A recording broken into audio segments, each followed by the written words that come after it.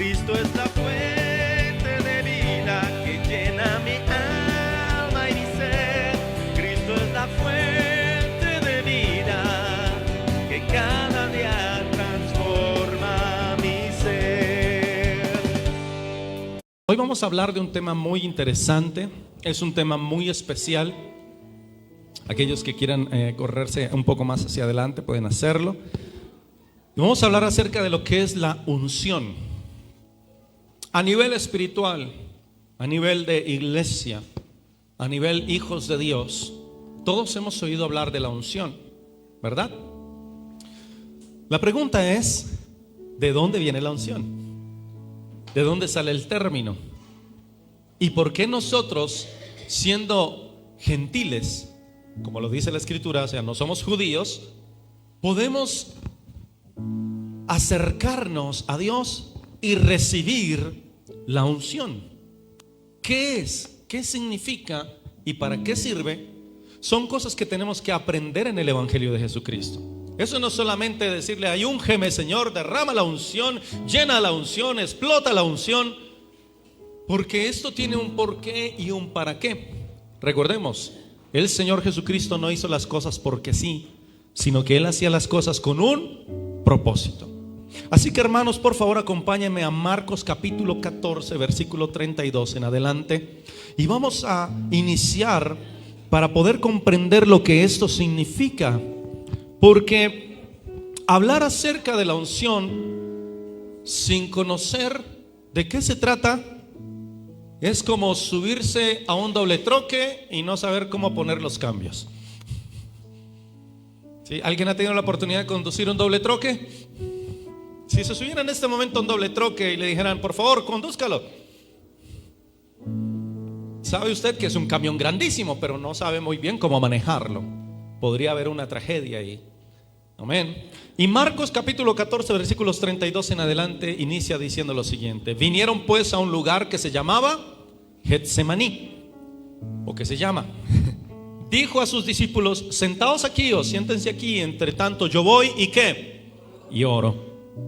Y tomó consigo a Pedro, a Jacobo y a Juan, y comenzó a entristecerse y a angustiarse. Y les dijo, mi alma está muy triste. ¿Cómo estaba su alma tan triste? Hasta la muerte. Ese término de me quiero morir ya. Quiero que el Señor me lleve. Y les dijo, quédense aquí y velen. Entonces un poco más adelante se hizo y se postró en tierra y oró que si fuese posible pasase de él aquella copa, o aquella hora, dice algunas versiones. Y decía, Abba, Padre, o sea, alabado o Padre, que es a la palabra Abba en hebreo. Todas las cosas son posibles para ti. Aparta de mí esta copa, mas no lo que yo quiero, sino lo que tú. Y el versículo 37 dice, vino luego y los halló durmiendo y dijo a Pedro, Simón, ¿duermes? ¿No has podido velar una hora? Velad y orad para que no entréis en tentación. El espíritu, es decir, el ánimo, a la verdad está dispuesto, pero la carne es débil. Otra vez fue y oró, diciendo las mismas palabras. Al volver, otra vez los halló durmiendo, porque los ojos de ellos estaban cargados de sueño y no sabían qué responderle. Y el versículo 41 dice, vino, ¿cuántas veces ya había subido a orar? 3. Vino la tercera vez y les dijo, duerman ya y descansen, basta, la hora ha venido. He aquí el Hijo del Hombre es entregado en manos de los pecadores. ¿Pueden imaginarse este momento, esta escena? ¿Pueden imaginarse al Hijo de Dios confesando tristeza? Confesando temor. Al Hijo de Dios diciéndole a Pedro, estoy tan triste que me quiero morir. Porque ahí surge entonces la pregunta, ¿se vale sentirse triste? Claro que sí. Jesús, el mismo que sanaba enfermos, el mismo que resucitaba muertos, ahora está profundamente abatido, no por lo que le estaba pasando, sino por lo que habría de ocurrirle. Es decir, estaba preocupado. ¿Qué es lo que alude la palabra preocupación? Ocuparse antes de lo que se necesita. Ahora, ¿saben qué es lo que más me llama la atención de este evento? El lugar en donde todo ocurre.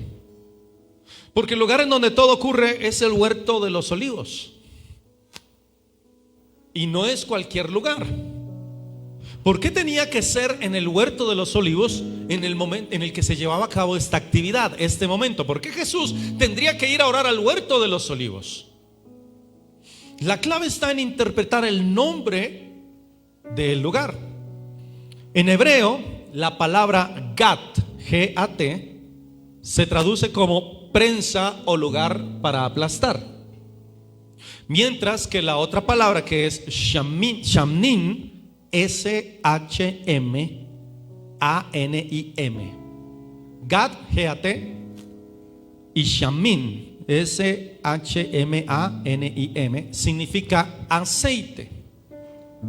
Cuando estas dos palabras se escriben juntas, se pronuncia Gad Shmanim. ¿Cómo se pronuncia? Gad Shmanim. ¿A qué les suena esto? Getsemaní, que es la forma en la que nosotros pronunciamos el huerto de los olivos. Entonces la palabra Getsemaní proviene del griego que tradujo Gachmanim. Y Getsemaní es la prensa del aceite. ¿Qué lugar es el Getsemaní? La prensa del aceite. Hasta aquí vamos bien. Ahora, ¿por qué tenía que ser ahí donde comienzan los sufrimientos del Mesías? Porque perfectamente él pudo haber estado en la última cena con los discípulos y Judas haberle caído con los romanos en la cena. Perfectamente pudo haber ocurrido en ese momento. Pero Dios tenía un plan. Dígale a la persona que está a su lado: Dios siempre tiene un plan. Entonces el Señor Jesús les dijo: vamos a ir al monte a adorar. Pudieron haber adorado ahí en donde estaban. No tenían necesidad de moverse. De hecho, la tradición de la cena que ellos estaban tomando era que ellos comían y adoraban. Pero Jesús quiso comer en el lugar en donde estaban y luego salir al Getsemaní. Porque el sufrimiento del Señor inició antes de la cruz, inició en el Getsemaní. Déjeme ampliarle la visión de esta manera. En el hebreo, la palabra Mesías está unida al aceite en el significado lingüístico, la forma en la que lo pronuncian, al aceite del olivo, que es shmanim, como lo hablamos hace un momento. En la tradición judía y hoy en día en la tradición cristiana, la conexión entre el Mesías y el aceite tiene muchas raíces aplicativas en su interpretación. Es decir, cuando se habla de la palabra Mesías en hebreo, estamos hablando del ungido. ¿Me estoy haciendo entender? Entonces, cuando decimos que Jesús es el Mesías, estamos diciendo que Jesús es el ungido. Miremos, por ejemplo, ¿para qué se ungían a las personas en el Antiguo Testamento? Una de las formas en las que se reconocía a las personas era a través de la unción. Los reyes y los sacerdotes en el pueblo de Dios eran ungidos con aceite como símbolo de consagración y autoridad divina. ¿Quiénes eran ungidos con aceite? Los reyes y los sacerdotes. Entonces el término Mesías significa ungido. En el primer libro de Samuel, capítulo 16, versículo 13, vemos la aplicación de esta parte. Dice la palabra: Samuel tomó el cuerno del ¿qué? Aceite, y lo ungió en presencia de sus hermanos, no el cuerno, sino a su hermano David. Y desde aquel día en adelante, diga conmigo, el Espíritu del Señor. Note qué importante es esta parte, porque desde el día en que David es ungido con aceite, el Espíritu del Señor vino sobre David. ¿Con qué? Ahí está escrito, con poder. Amén. ¿Por qué lo ungió? Porque David iba a ser el rey. Qué curioso es que en el Nuevo Testamento a nosotros se nos llame reyes y sacerdotes. Téngalo ahí en presente, porque otra persona que era ungida era el sacerdote. Era tan impresionante la unción del sacerdote. Mire, una de las cosas que más me llama la atención es la preparación del sacerdocio, porque la última prueba de ellos era que tenían que ser completamente lavados en aceite. Lavados. O sea, toda la ropa, todo tenía que ser cubierto, ¿verdad? Como si a usted lo cogieran de pie con toda su ropa y lo empezaran a embadurnar de aceite. Una vez hecho ese proceso, el sacerdote tenía que pararse a la puerta del tabernáculo durante 24 horas para poder ejercer el sacerdocio. Ahora uno dice, uy, qué pegachento, pero es que esto va más allá, porque es que estamos hablando de que ellos estaban en el desierto. Entonces imagínese usted una persona que es levantada de madrugada y es lavada en aceite y es puesta a la puerta de un desierto, de un lugar en el desierto, a plena luz del sol. De niño una vez me dijeron que me aplicara Vid Vaporú para que no me picaran los mosquitos en tierra caliente. Y yo muy contento me apliqué Vid Vaporú y salí a la piscina. No duré ni medio minuto. Ahora imagínense una persona completamente lavada en aceite al sol del día. Y eso no es todo. Al llegar la noche, en las horas de la madrugada, en el desierto hay temperaturas de -1, -2 grados. Imagínense una persona completamente lavada en aceite, que el aceite tiene esa particularidad de enfriarse más rápido y de calentarse más rápido. Entonces no es cualquier coincidencia el tema de la unción. Solo los reyes y los sacerdotes, y en su defecto, en casos especiales, los profetas eran ungidos. En casos especiales, no todos. Pero también hay algo muy interesante con respecto a la unción, y es que las profecías del Señor eran profecías ungidas. Todas las profecías que hablaran del Mesías eran ungidas. Por eso se les conoce como profecías mesiánicas. Es decir, que ya venían ungidas. Todo lo que hablara del Mesías, del Cristo, era profecía ¿qué? Mesiánica, ungida desde el reino de los cielos. Y esto es tremendo, porque siempre que hablamos del Mesías en el Antiguo Testamento, nos habla de la unción que vendría sobre él como la investidura divina y como la autoridad. ¿Me estoy haciendo entender? Ahora mire qué poderoso. Jesús no empieza su dolor en el Calvario, sino en una prensa de aceite, porque antes de que hubiera cruz tuvo que haber quebranto, y antes de que fluyera la sangre tuvo que correr el aceite. Tenía que ser así. Déjeme explicárselo de la siguiente manera: nunca el aceite va a fluir de un fruto que esté intacto. Siempre va a fluir cuando el fruto es aplastado. Entonces, si aplastara los granos de oliva en la prensa libera el aceite, aplastar al Mesías en el Getsemaní en la prensa del aceite estaría unido a la sanidad, a la santidad, al gozo y posteriormente al derramamiento del Espíritu Santo para la iglesia.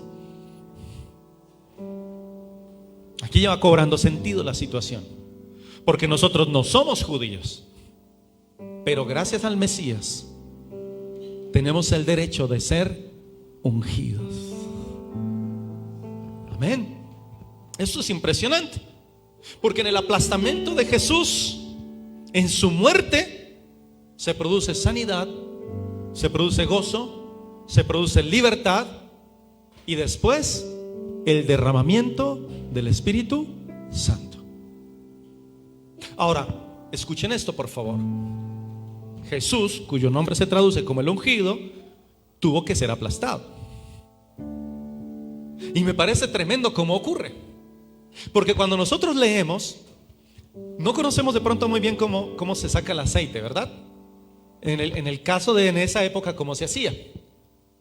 Lo que hacían era colocar los granos de oliva o del olivo, la amarraban como a una especie de telar y tenían 3 rocas. Tenían que hacerlo así. Si el grano era aplastado súbitamente, se iba a quebrar, por lo tanto no iba a fluir el aceite. Y esto es importante, iba a explotar el grano, ¡pah! Entonces el aceite no iba a fluir. Es más, se contamina, de hecho. Cuando se explota el grano, la cáscara y todo lo que tiene va a contaminar el aceite. Entonces, ¿cómo lo hacían? Metían los granos, colocaban la prensa y colocaban una piedra encima y presionaban suavemente. Cuando presionaban, empezaba a salir el aceite y se empezaba a filtrar. Luego entonces lo levantaban un poquito, porque pues ya había sido presionado una vez, y luego ponían la segunda piedra. O sea, ya iban 2 piedras. ¿Por qué? Porque todavía sale aceite.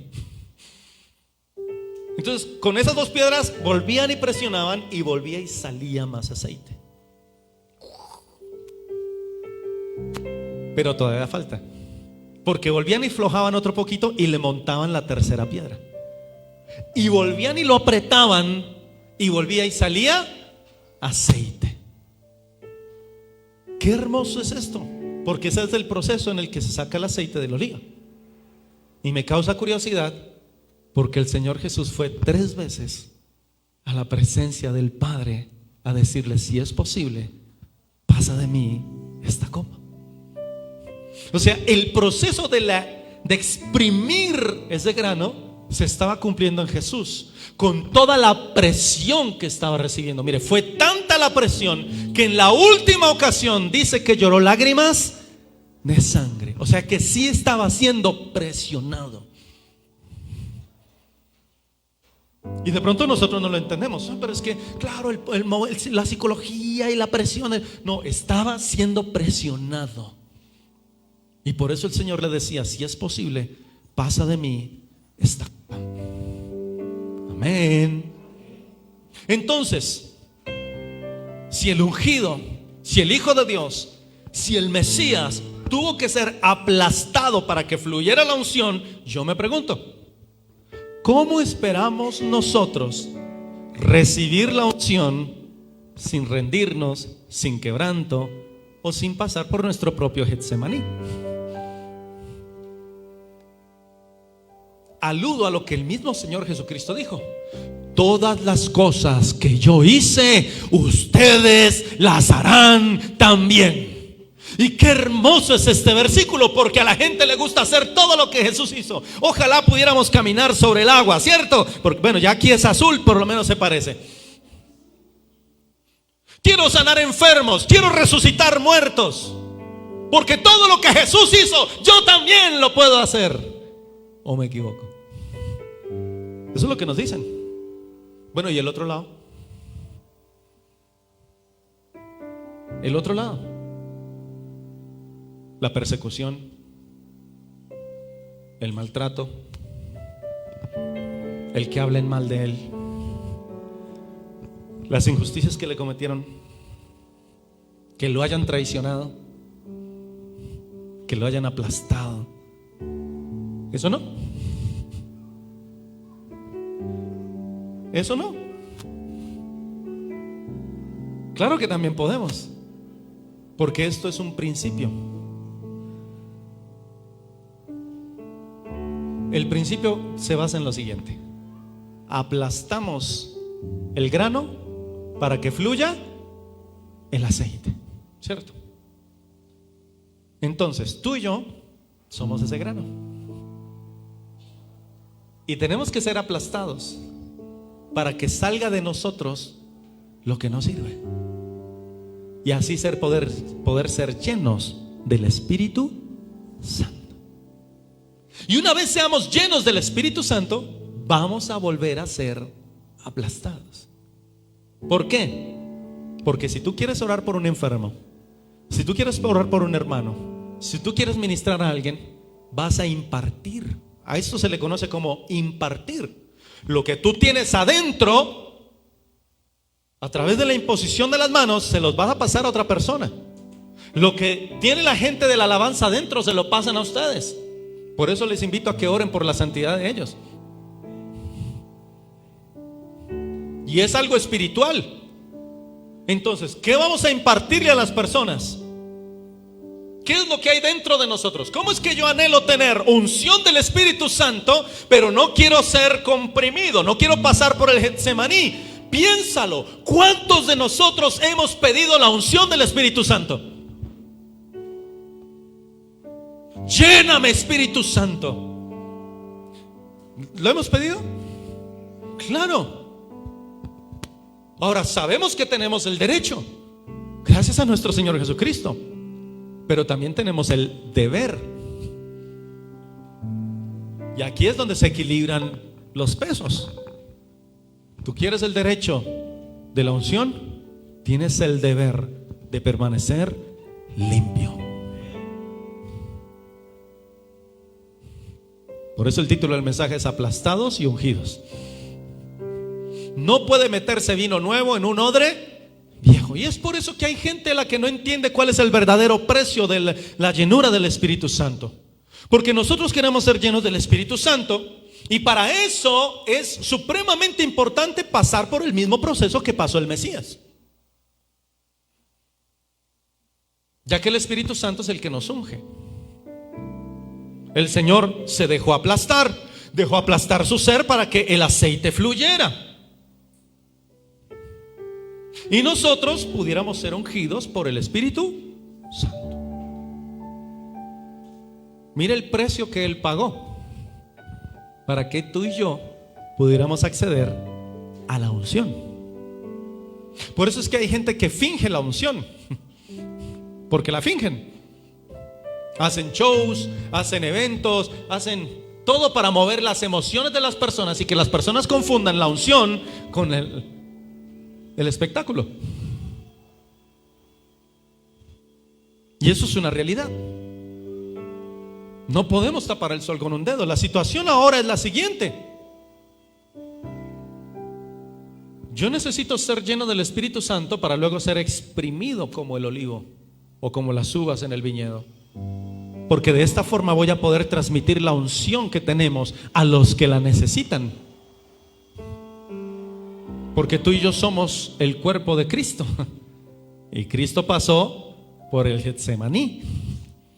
Tú y yo tenemos que pasar por él. Hay un error muy fuerte al pretender ser llenos del Espíritu y no pretender ser aplastados. ¿Cómo funciona? Yo no puedo ser lleno, yo no puedo ser ungido, y yo no puedo transmitir la unción si no aplasto mi orgullo, si no aplasto mi criterio, si no aplasto mi carnalidad, si no aplasto mi viejo hombre, si no aplasto lo que no me sirve. Porque el nuevo hombre no está compuesto de la carne, está compuesto de la unción del Espíritu Santo. El nuevo hombre sobre el cual habla la palabra es un hombre que transmite la unción del Espíritu. Pero no hay unción del Espíritu si no ha muerto la carne. ¿Me estoy haciendo entender, iglesia? Entonces, ¿estamos dispuestos a ser prensados? ¿A rendir nuestra voluntad? ¿A morir a nosotros mismos? Pablo lo expresa en Gálatas capítulo 2 versículo 20 de la siguiente manera: con respecto al sacar lo que nos sirve para ser llenos de lo que realmente se necesita. Con Cristo estoy ¿qué? Juntamente crucificado, y ya no vivo yo, mas vive ¿quién? Cristo en mí. Note que es exactamente lo que estamos hablando. Soy presionado por el Señor para que todo lo que no sirve salga. Y ahora sí, Cristo pueda habitar en plenitud por el Espíritu Santo en mí. Eso de que yo soy así, así seguiré, nunca cambiaré, no funciona para el reino de los cielos. No funciona, porque no habrá unción del Espíritu. Por ende, no habrá bendición. Es un principio fundamental. Esto no se trata de que fluya la unción y ponga la mano y empuje. No. No se trata de eso. Se trata de entender cómo el poder del Espíritu es desatado en mi vida, de la misma manera que fue desatado en Cristo. Porque el poder del Espíritu se desató en mayor manera en el Hijo, cuando el Hijo fue aplastado en el mayor momento de vulnerabilidad. Fue el Señor quien dijo a través de su palabra: yo me hago fuerte en tu debilidad. Entonces tiene sentido. Tiene sentido que en nuestros momentos de aplastamiento Él sea quien se haga más fuerte. Entonces, cuando sentimos que no damos más, cuando nos sentimos aplastados, es allí donde el Espíritu Santo fluye con mayor fuerza en nosotros. Porque cuando nos sentimos empoderados, cuando sentimos que sí podemos, cuando sentimos que somos nosotros, no permitimos que el Espíritu fluya. Es más, hasta a veces nos olvidamos de Él. Pero cuando estamos quebrantados, cuando estamos aplastados, ahí sí todos corremos al Señor. Y es cuando Él se hace más fuerte en nosotros. ¿Me estoy haciendo entender? Entonces, el mayor poder del Espíritu fue liberado en el momento de mayor debilidad del Hijo. Y así nosotros también tendremos un mayor fluir del Espíritu cuando seamos nosotros los que nos hagamos débiles delante de Él. Juan capítulo 12 versículo 24 lo expresa de la siguiente manera: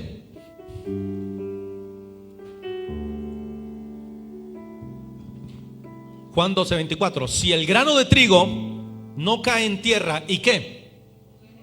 Y muere, queda solo. Pero si muere, lleva mucho fruto. Entonces, ¿cuál es la cualidad de dar mucho fruto? No que me reconozcan por mis capacidades, sino que yo muera para que sea Cristo quien me permita llevar mucho fruto. Y ahí es donde muchos chocamos, porque todos queremos cambiarnos. O sea, todos queremos tener un cambio, ¿o me equivoco? Todos queremos mejorar nuestro carácter, nuestra actitud, no solamente en la parte física, sino también en la parte emocional. Que yo ya no sea tan llorón, sino que Dios sane mi corazón y pueda avanzar. Todos queremos esos cambios. Pero esos cambios no se pueden permitir hasta que no seamos nosotros quien le permita a Él que lo haga. Por eso habla de las propias fuerzas. Si haces las cosas en tus propias fuerzas, no podrás avanzar, porque siempre habrá resistencia. Pero cuando es Él quien ejerce la fuerza, entonces Él es el que hace los cambios. En Colosenses capítulo 3 versículo 3 y 4 lo dice de la siguiente manera: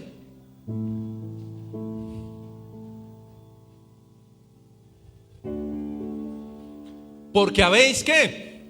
Muerto, y vuestra vida está escondida con Cristo en Dios. Cuando Cristo, vuestra vida, se manifieste, note esto. Si se da cuenta de la guía, o sea, tenemos que morir en Cristo. Y cuando lo hagamos, entonces Dios va a tomarnos a nosotros, nos va a guardar. Y va a ocurrir algo: cuando Cristo, vuestra vida, se manifieste, entonces vosotros también seréis ¿qué? Manifestados con Él ¿en qué? En gloria. Es un principio básico. Si tú mueres al tú, entonces Dios te levantará. Entre tanto, no sea así, vas a seguir luchando con tus propias fuerzas. Entonces escúchenme bien. Cuando alguien dice: ese siervo sí está ungido, ¿han escuchado eso, cierto?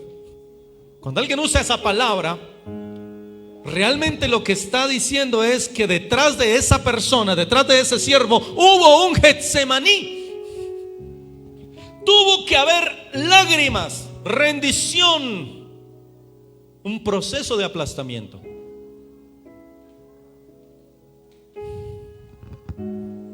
Porque es muy fácil hablar de un pastor, hablar de un líder, hablar de X o Y.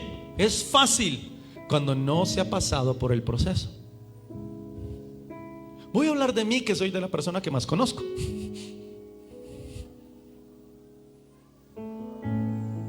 Miren, mis amados,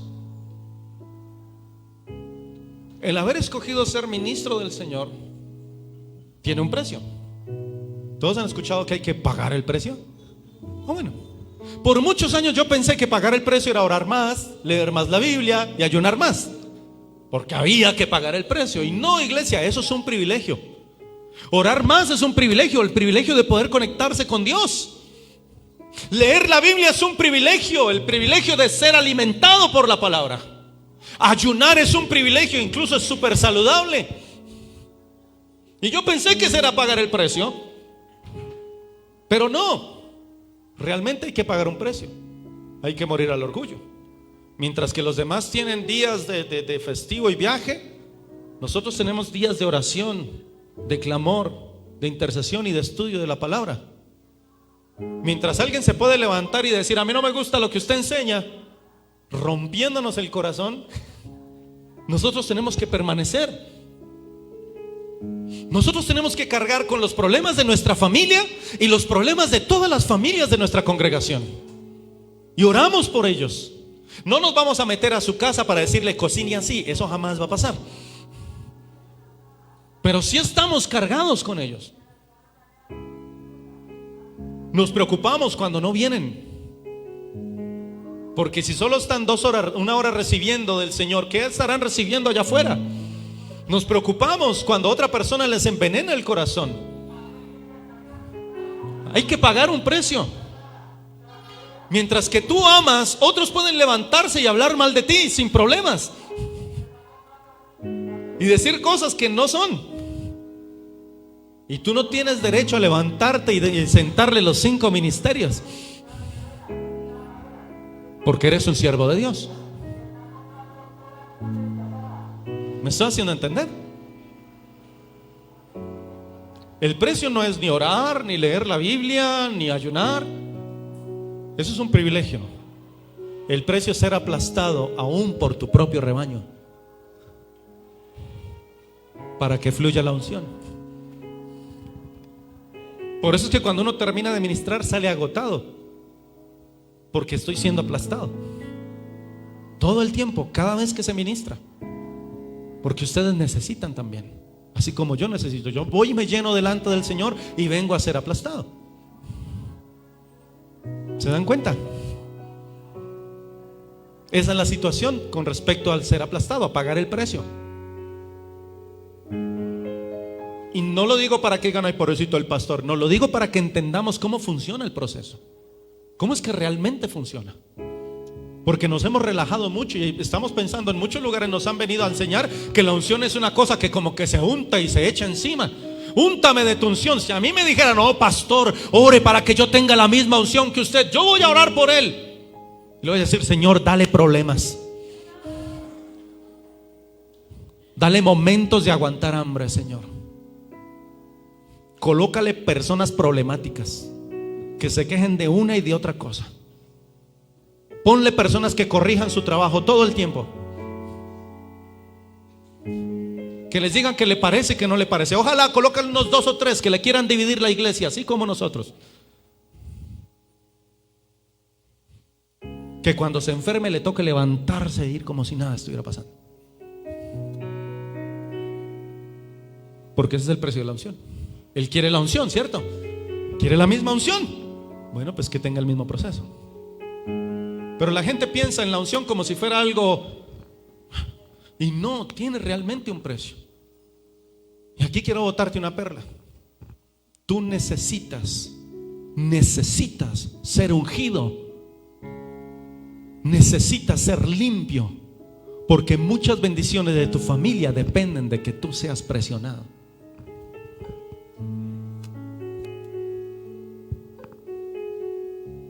Por eso el evangelio de hoy en día es tan facilista. La gente no quiere ser presionada, quieren que le hablen de bendición, quieren que a toda hora les estén diciendo: oh, ahora mismo úngelo, flota, sube.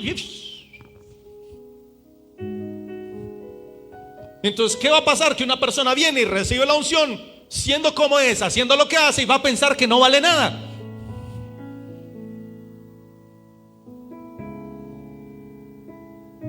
Pero tu familia te necesita.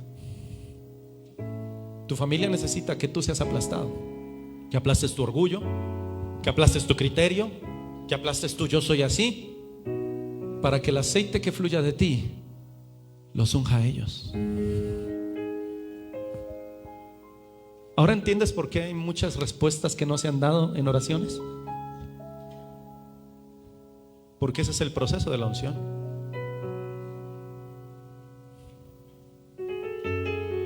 Tu familia te necesita, tus vecinos te necesitan. Y esto no se trata de que ay, que yo oro, porque es que aquí está el problema. La unción no se mide por lo que tú haces. Nunca va a ser así. La unción se mide por lo que tú dejas morir en ti para que Cristo crezca en ti. Entonces cuando tú dices: uy, ese sí está ungido, es porque tú estás sintiendo algo. Y yo sé que así es. Yo sé que hay personas que están aquí y empiezan a hablar y dicen: no, este no me transmite ni tristeza.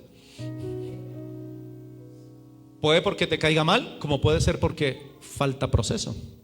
A esto le llamo yo autoridad moral. Porque una predicación puede darse sin autoridad moral o con autoridad moral. Una enseñanza se puede ministrar sin autoridad moral o con autoridad moral. Cuando se hace sin autoridad moral, se transmite un conocimiento, está bien. Es como decirles: hermano, usted solo tiene que prender el carro, meter el cambio y avanzar.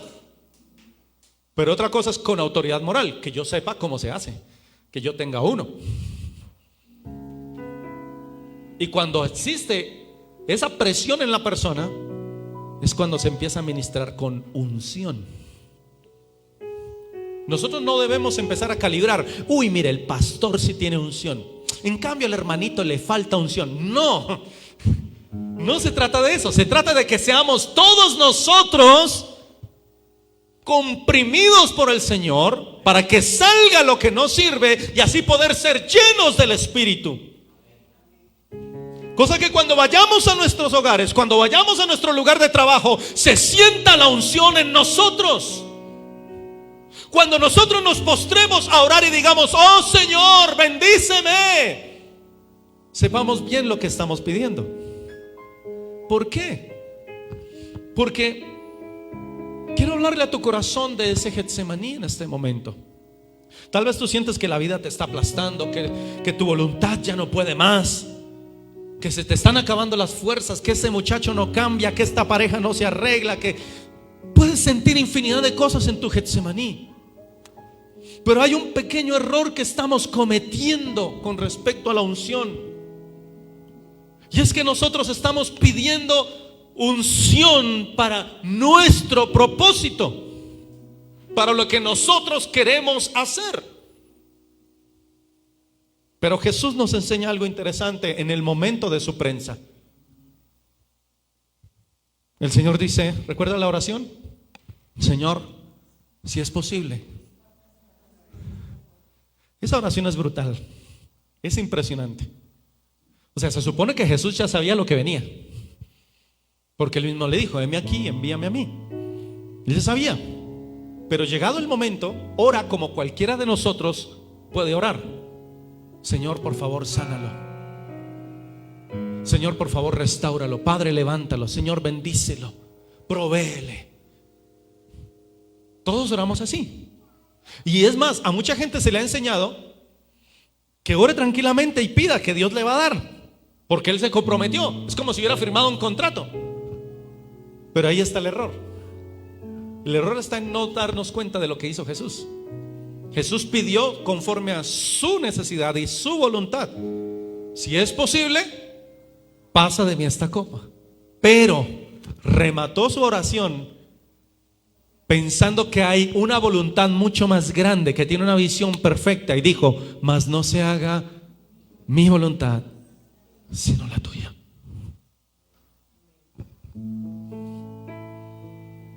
¿Se dan cuenta? Entonces nosotros cuando pedimos, a veces pedimos con la idea de que Dios nos tiene que dar, porque pues ¿quién lo mandó prometer?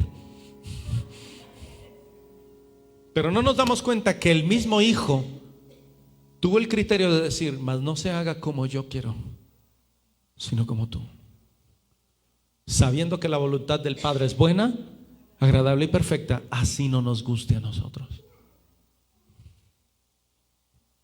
Y se desató el mayor poder de unción sobre toda la humanidad. Por eso te digo, tu familia te necesita.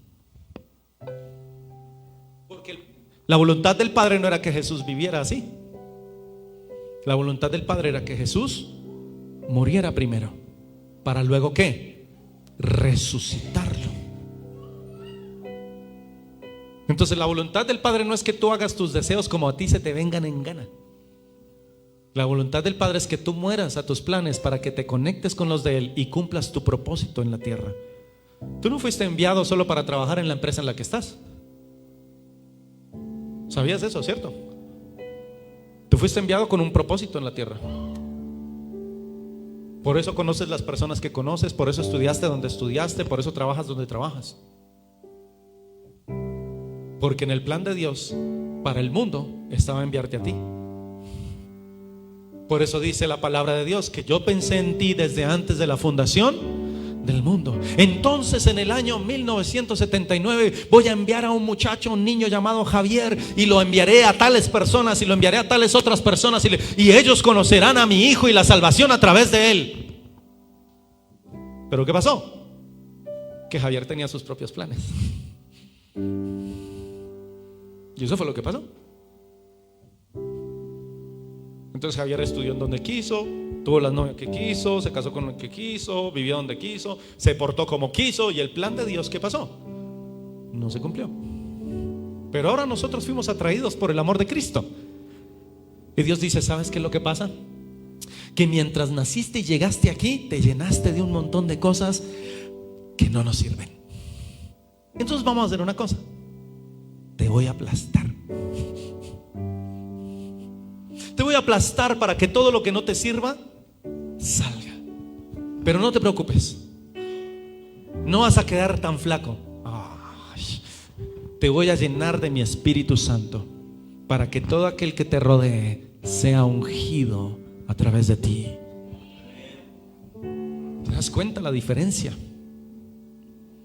Por eso significa aplastados y ungidos. Porque la unción, vuelvo y les digo, no es un artículo que se da, se compra, se vende y se impone a nuestra voluntad. Es algo que se produce cuando morimos a nosotros y dejamos que Dios haga su obra a través de nosotros. ¿Cuánto le dan la gloria al Rey de Reyes por eso?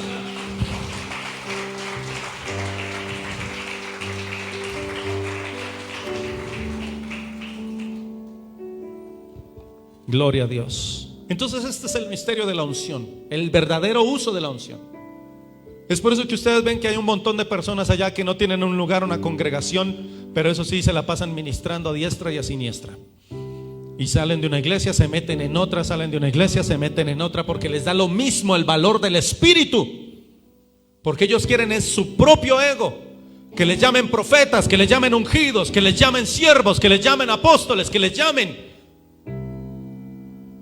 Pero ahí nos damos cuenta que no han sido procesados, porque no quieren pagar un precio de estabilidad, de crecimiento, de desarrollo. Y como hablamos hace un tiempo, dejan de ser héroes y se convierten en villanos. Quiero decirte esto: no temas al quebranto, iglesia. No temas ser aplastado, porque es allí donde el Espíritu empieza a escribir la verdadera victoria de tu vida. No hay victoria en la vida de nadie que no quiera morir a su carnalidad. Y para morir a la carnalidad tenemos que procesar, ser procesados. Lo tenemos que hacer, porque nuestro mayor momento de debilidad es cuando el Señor se hace más fuerte en nosotros. Yo quiero orar hoy por ti. Cierra tus ojos, por favor. Quiero guiarte en este momento especial. Y tú que estás conectado a través de la red social de Facebook, que también puedas tener este momento especial de ser lleno del Espíritu realmente. Que tu lámpara sea llena, que tu vasija rebose del verdadero aceite. Cierra tus ojos. Por favor, levanta un momento tus manos ahí en donde estás y piensa en tu Getsemaní, en ese momento de proceso por el que puedes estar pasando o tal vez no habías podido identificar. Que cada aplastamiento sea un fluir del Espíritu que favorezca tu vida y los que tú amas. Oh Señor, en ese lugar donde te has sentido aplastado, donde te has sentido cansado, cansada, donde te has sentido triste, podrías en este momento levantar tu voz y decir conmigo: Padre, no se haga mi voluntad, sino la tuya. En el nombre de Jesús. Padre, yo hoy levanto mis manos como siervo en este lugar y te pido por cada uno de mis hermanos, los que están presentes y aquellos que están conectados a la distancia, Señor. Hoy yo quiero levantar una palabra profética sobre sus vidas. Tu Getsemaní no es tu final, iglesia. Es el inicio del fluir del Espíritu Santo en ti. Escucha esto, hijos de Dios. Escucha esto, porque donde hubo llanto habrá gozo en el nombre de Jesús. Donde hubo herida habrá sanidad. Donde hubo derrota habrá resurrección en el nombre de Jesús. Coloca tu mano en tu corazón y dile conmigo: Señor, por favor aplasta mi orgullo, aplasta mi yo y haz que fluya el aceite fresco a través de mí. Yo declaro en el nombre de Jesús que sobre tu cabeza hay un nuevo aceite para tu vida. Un verdadero fluir del Espíritu. No un fluir manipulado por las emociones, sino el fluir que debe salir de aquel que está siendo procesado por el Rey de Reyes y Señor de Señores. Ese aceite que sana tu mente, que te fortalece en tu ánimo, en tu espíritu. Ese aceite que te marca como un hijo, una verdadera hija de Dios, fluye ahora en el nombre de Jesús. Dile: yo recibo tu unción, Espíritu Santo. Yo recibo tu unción, yo recibo tu palabra, yo recibo tu proceso. Dile: yo recibo tu gloria en el nombre de Jesús, Rey de Reyes. Yo bendigo a cada vida presente y conectada, Señor. Hoy ministro, Señor, sobre ellos y profetizo que serán conocidos no por sus talentos, sino por tu presencia en ellos, Señor. Que la gente diga: tú tienes algo, que ese algo sea la unción de tu Espíritu. Que si van a ser reconocidos, sean reconocidos no por sus logros, sino por la unción que los llevó a esos logros, Señor. En el nombre de Jesús. Que sus hijos y sus generaciones sean bañados con ese mismo aceite que hoy está descendiendo sobre ellos. Sean lavados, sean limpios, sean ministrados por la unción del Espíritu. Iglesia, comienza a adorar al Señor con tus propias palabras en esta mañana, entendiendo que hay algo que realmente necesitas, y es el verdadero fluir de la unción del Espíritu. Porque somos ahora reyes y sacerdotes en Cristo Jesús. En el nombre de Jesús. En el nombre de Jesús.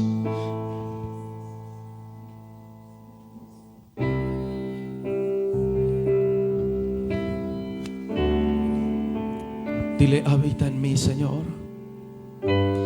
Habita en mí. Lo que soy es tuyo. Ven, sopla en mí. Me levantaré como el águila al volar. Habita en mí. Lo que soy es tuyo.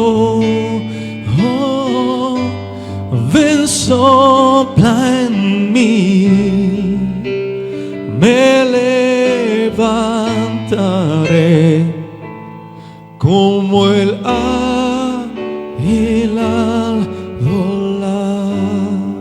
Espíritu Santo, te damos gracias por traer a nuestra mente este conocimiento, porque en nuestro quebranto Él está sacando la gloria más grande para nuestras vidas. Porque hoy nos enseñas que realmente quieres fluir a través de nosotros, que debemos darle el valor y la importancia a la unción del Espíritu Santo en nuestras vidas, que debemos valorar cada momento en el cual hemos sido procesados y entender que hemos sido llamados para alcanzar a los que nos rodean. Debemos mantenernos limpios para que ese aceite fluya puro hacia los que nos rodean. En el nombre de Jesús te pedimos que nos perdones si en algún momento malinterpretamos la unción y la tuvimos en poco, Señor. Hoy te pedimos que seas tú ministrándonos para que podamos hacerlo bien, conforme a lo que dice tu palabra. En el nombre de Jesús oramos. Amén y amén. Gracias, Señor.